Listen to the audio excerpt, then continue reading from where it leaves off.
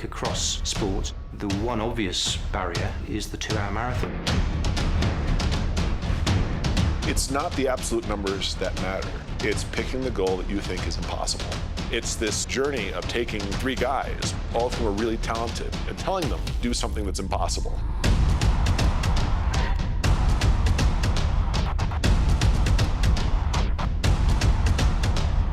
We're taking the latest advances in training, latest advances in technology and algorithms and mathematics, and we're going to tell these guys, you're going to go for it from the gun.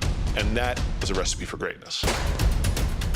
It's about human endeavour. Why would you try to climb Everest? Why would you try to go to the moon? It's about learning what our capabilities are.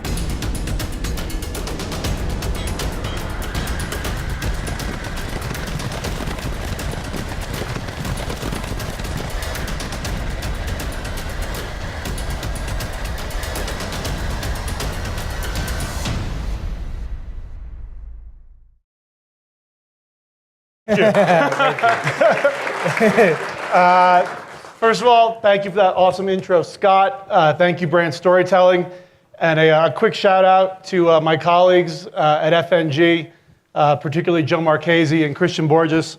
There's so much unbelievable innovation and just cool going on at Fox right now that the fact that those guys allowed the little engine that could as part of the portfolio, National Geographic, take stage in front of all these insanely talented individuals is truly an honor. So thank you guys for giving us this opportunity to kind of have some fun. And this is hands down the coolest thing that I've ever worked on in my 17, 18 years in the business. I never in a million years thought when I got to National Geographic 14, 15 months ago that the coolest thing would have nothing to do with lions, tigers, and bears.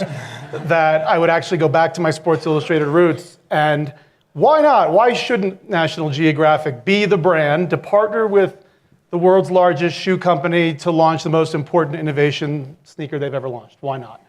And I think that comes from the attitude that we have inside National Geographic, where we view ourselves as the underdog on every single deal and every single project we work on. And so we try to punch above our weight, and this is probably the best example of that. So the way that the story goes down is I'm on the job about 6 or 7 weeks, and we get word from a friend of a friend that this project is in the works at Nike, and Dirty Robber has been partnering with Nike, producing content on this challenge. Can 3 athletes make a run at breaking history, which is can they break a marathon distance in under 2 hours? So this friendship gets us at least a phone call with Mark McCambridge at Nike, who now got promoted as a result of this. He was going to be the 4th seed here, but he's in Japan now leading the efforts for Nike for the Olympics. So he couldn't be here. But so we get the phone call with Mark, and the phone call goes pretty well. And he says, all right, guys, I want you guys now to give it a go, present. And so I said to him, well, listen, we're not going to present over the phone. Mark, we need a face-to-face meeting, because I knew we were up against some serious brands. And so he goes, all right, the only time I have is December 21st at 10 a.m. And I'm like, we'll take it. And my staff thinks I'm out of my mind. They're working with me now for 5 weeks. They're like, we now have to go to Beaverton, Oregon, on the other side of the country 4 days before Christmas. Great. So we go, and long story short, our positioning was essentially that National Geographic is the brand that was the first brand to map the planet. We were the first brand to put a flag at the top of Everest. We were the first brand to bring the images of the Titanic from the ocean floor. This isn't a race. This is storytelling. This is a celebration of human achievement and what the human body can do. This is not a sporting event that should be covered by the greats that you're probably talking to right now. You should trust us with that storytelling. Oh, and by the way, Nike, we know you know because you watch this, National Geographic just passed you as the #1 brand on planet Earth in social media. Not media brand. We just passed Nike as the #1 brand. So together we're a Super Bowl and a half. Let's light this up, right? And so you kind of saw them wake up in this meeting, and I'm like, I think this is actually working. And we walked out. We didn't really know what happened, but I had this feeling like, I think this may actually have been the coolest sales call I've ever made in my entire life. And sure enough, 2 weeks later, they give us the call that they want to partner with National Geographic, that Nike wants to launch the most important shoe in the history of the company with National Geographic. Are you kidding me? I'm still in shock over the whole thing. I had no idea that on December 21st, when we made that pitch, that on May 7th, I'd be standing on a Formula One racetrack in Monza, Italy, watching these three freaks of human nature try to actually do something that's never been done before. I had no idea that I'd be standing on a red carpet at the World Running Championships in London introducing this. I had no idea it would be Fox's first ever global commercial uninterrupted documentary translated into 41 languages, right? Just unbelievable how this thing is snowballed.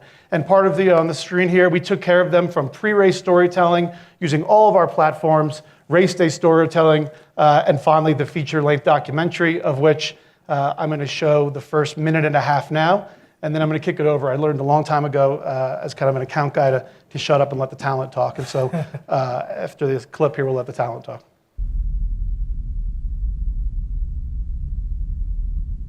Race control, 2 hours until race time.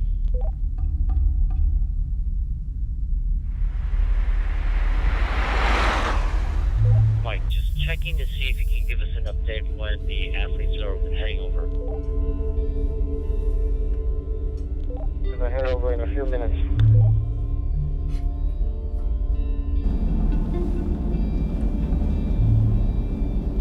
Alicia is on his way. Grab the right, just did a lap. Course is clear.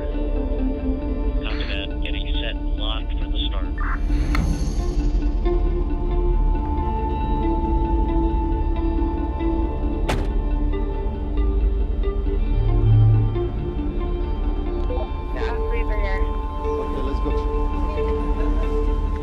Temperature's still dropping. 11.3. 10 minutes until the start of the race. The big three are getting changed in the start 10. We're getting close. Yeah. Yes. So when they drop out, then Yes. who's the leader? And they should be heading to the start line at this time. They're on their way. Let's go. 1 minute. 1 minute! 1 minute to the start! All 3 of the elite athletes are at the start area. Copy that. 15 seconds. We gotta clear. Clear. 10 seconds. 9, 8, 7, 6, 5, 4, 3, 2, 1, go. Can a human being run a marathon in under 2 hours? Thank you. They cut off the very last part. I think is can a human being run a marathon in 2 hours? That's the question we're here to answer. The answer to that turned out to be probably, because not to give away the end of the movie, but we don't make it. I mean, I say we. That might be an overstretch. I didn't. Close. I was super involved in the project, but I didn't run it. Yeah, they got Eliud Kipchoge of Kenya ran it in 2 hours and 25 seconds. Heartbreakingly close. Yeah. And just 1 second per mile. 1 second per mile faster. You got to put it in context. The scale of the how difficult this is to run a marathon under 2 hours. You have to run 26.2 miles. Every mile you have to run it in 4 minutes and 34 seconds. Yeah, I tried. I kept up for most of it. You know. No, you didn't. No, I didn't. I actually fell over and semi-broke my wrist, but we won't talk about that. The best description I ever heard of the challenge when we were sort of doing it in one meeting was like, why on earth would anybody want to watch 3 dudes I've never heard of run in a circle for 2 hours, going after a goal that they're probably not going to make? And it was because, as the introduction said, ultimately this was never about a display of physical prowess. This was about an investigation into human potential. And that was the true organic nature of what drove everyone at Nike. Nike is a running-built company. All the old people there, they grew up being milers and runners. And the true authentic joy at investigating whether 3 guys from Eritrea, Ethiopia, and Kenya could do this was amazing. And it was about human investigation. And when they came to me and were like, hey, I think we're going to do it with National Geographic, I was like, well, as a filmmaker, I was like, would you like to make a film with National Geographic about human potential? This was like a unicorn experience from my point of view. And it was unique for us at Nat Geo because, I run National Geographic Studios, which is an in-house production company. We make content from the ground up, but we also do partnerships. We partnered with Brett Morgan for Jane, so we do sort of what we'd like to do, big and noisy and partnerships. And when the Nike thing came up, and Martin had been shooting for a year. And so immediately my first thought is, okay, what's Martin going to think about this? It's like, okay, we could, how is this partnership going to play out with is it going to be 2 creative visions? Obviously, we love the idea of pushing limits. exploration, science, and just seeing how far the human can go. In our first conversation, Martin wanted all the same three things that I, as a filmmaker, wanted, which is access, going places that most people don't get to go to, really intimate and personal, and then the last is the science part of really getting to understand what it takes to pull this off.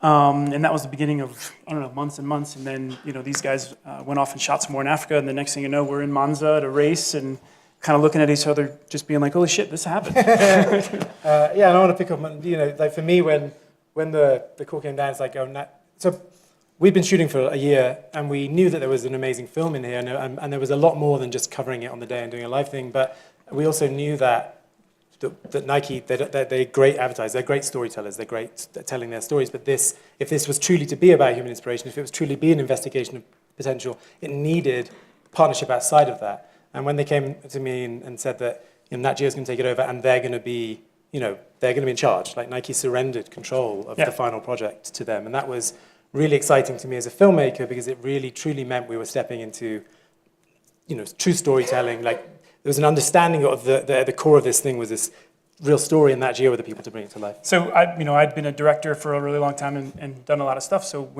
that was one concern, is like how we want Nike to be happy, of course. But they right out of the gate said, we don't want this to be a commercial. We want this to be a National Geographic film. And so we're just like, okay, this is a great way to start.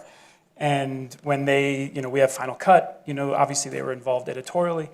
But it was that sort of trust in our brand where you're just kind of like, as somebody who's part of National Geographic, you're just sort of blown away by that. And they were fantastic partners. I'm so bummed Mark's not here. He was a huge part of this. Nike supported this from this partnership from forever. Yeah, exactly. I'm doing my job. I'm representing. And I think that one of I was thinking about how to explain it. Obviously, everyone's got these amazing slides with all the incredible performance indicators, and the performance things on this far exceeded any of our, this project couldn't have started more humbly. And then as people began to realize that it might actually happen, it might actually be real, the scale of it can up and up. And I'm sure we'll have the numbers in a moment, and they're amazing. But I think the single best KPI that I can think of is that afterwards, Adidas tweeted Nike and said, well done.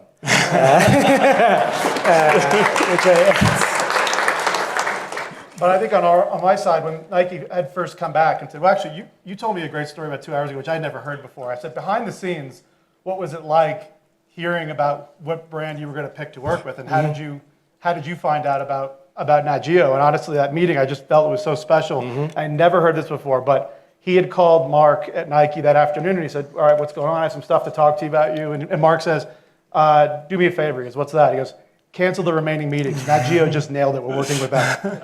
I was like, it was just so cool. I just heard that, right? Yeah. So, I think when Nike first came back, though, they said, we're in, but this isn't branded content. You told us that this story is on brand and on point for you. So I had to go to Courtney Monroe, who's the CEO of the network, and have a real conversation with her and say, Courtney, do you agree? Are you on board? Do you believe that this is germane to the National Geographic brand, that this is the same type of storytelling that you're doing with your Mars franchise, with your Genius franchise, with your One Strange Rock franchise? This is the celebration of human achievement. And she said, absolutely. So this didn't go to the brand studio. This went to National Geographic Studios. That's why I wanted to show the clip at the beginning to really show those titles as you come into it, that this truly was a partnership. And then to have a brand like Nike who gave us final cut, as well as no commercial breaks, right? I mean, we've all heard Joe Marchese talk about improving the viewing experience and 6-second ads, right? This was the ultimate example of a partner who said, we are not going to interrupt this experience. This is an unbelievable, beautiful story of human achievement. And to have a partner in Nike that really trusted us was really special. Did you want to say something about this picture? This is Keith Ledzinski. He's one of the National Geographic photographers. He came to race day, and actually this morning we were filming right outside the race, the day before the race, and light was crazy. There were Jesus rays going everywhere, and so I text Keith, and he comes running over, takes pictures, and the next thing you know, he's posting about it on the Nat Geo core Instagram account, which I think at this point is like 1 billion followers. So it's that kind of stuff that we were pumping out so much content on Instagram. We were making our own short videos. You guys were making more short videos. Nike was posting stuff and tweeting everything. I mean, it was just a full 360 from us, partnered with the full 360 from Nike. And so having like Keith Lazinski, he's just notorious. And so he's got his own huge following. So we were able to do that real time, constantly shooting Instagram stories and everything like that. And we just wanted to make sure that they were such a great partner that we over-delivered for them in every way, shape, or form. And I'll give you a great example. Like, having the benefit of Fox at our back, at no additional cost or charge, we actually ended up running this multiple times for them on Fox Sports 1, right? Like, what a great audience to also, reach for this brand. On the day of the race, we had put it all on social live. We had guaranteed 45 million impressions. We ended up actually delivering almost 80 million for the whole program, 231 million across all platforms, 104 posts organically that were from our own social accounts, 124 million plus social impressions. And then maybe the best, most ultimate KPI is that we actually got word today that the most recent shipment of the shoe that went out globally sold out like that. And so the product is just, they can't make them fast enough, which is kind of a testament, I think, to the program as well. And after you race, you party. Eliud Kipchoge DJ'd that party, unfortunately. Eliud not only ran some of the fastest time in world history, he joined us 2.5 hours later for an unbelievable kick-ass party. So we did get him behind the DJ booth, but he's just an absolute... I'm sorry. No, if you haven't seen it, see it just for the sake of getting to know Eliud. I mean, he is part prophet, part athlete, and inspiration. Part Yoda, part Bruce Lee. Yoda, yeah, totally. Like, we would joke that He said after, within 90 minutes at the end of the race, he was already smiling. He said, well, now we're 25 seconds away. Somebody else can do that bit. I did 3 minutes. That was the hard bit. And right afterwards, we're there at the finish line. He lays down and he gets up. And this is 30 seconds after not making it, 25 seconds short. He gets up and he looks at Martin and he just shrugs. This is so great. It's so great. So if you leave us to our own devices, we would literally talk about this forever. Sure. Yeah, sorry. We've gone over. The clock says 000. So if you do want to talk about this forever, we'll meet you at the bar later tonight. Thank you, guys. Appreciate it. Thank you very much.